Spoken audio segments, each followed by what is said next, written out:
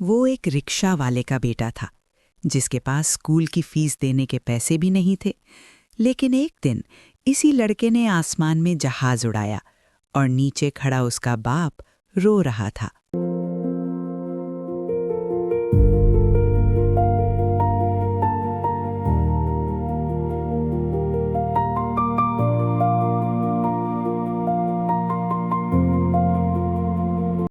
ایک مصروف شہر کے کونے میں جہاں سڑکیں ہمیشہ شور سے بھری رہتی تھیں اور لوگ اپنی اپنی زندگیوں میں کھوئے ہوئے تھے، وہاں ایک پرانا سا رکشا کھڑا ہوتا تھا۔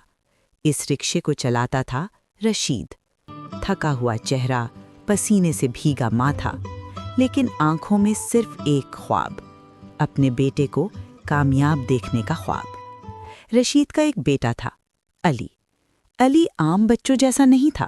جب دوسرے بچے کھیلتے تھے وہ آسمان کی طرف دیکھتا رہتا تھا۔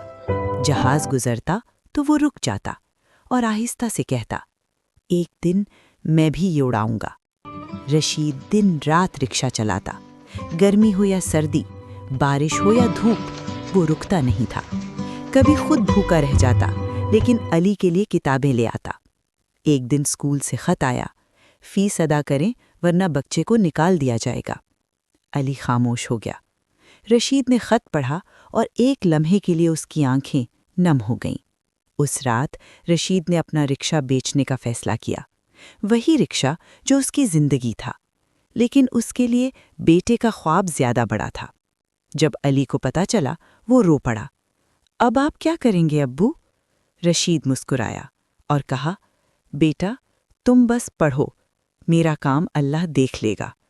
اب علی صرف پڑھ نہیں رہا تھا، وہ لڑ رہا تھا۔ ہر دن، ہر رات وہ جانتا تھا یہ صرف اس کا خواب نہیں، اس کے باپ کی قربانی بھی ہے۔ ایک دن علی ایک اہم امتحان میں فیل ہو گیا۔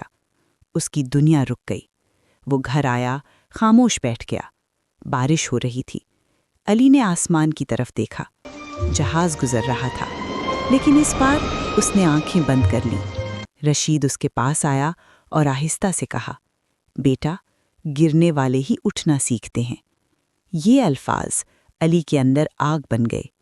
ایک جہاز آسمان سے گزرا، وہی خواب، وہی آسمان، لیکن اس بار علی نے نظریں نہیں چرائیں۔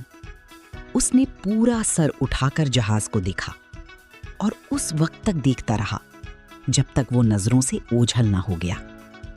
اس کے ہاتھ آہستہ سی مٹھی میں بند ہو گئے۔ اس نے دھیمی آواز میں کہا، میں یہ کر کے رہوں گا۔ بارش اور تیز ہو گئی، مگر علی آہستہ سے کھڑا ہوا۔ اس کے قدم بھاری نہیں تھے، پکے تھے۔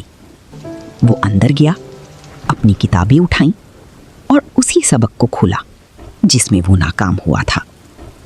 لیکن اس بار نہ کوئی خوف تھا، نہ کوئی شک، صرف ایک ارادہ۔ راستہ مشکل ہو سکتا ہے لیکن میں رکنے والا نہیں ہوں۔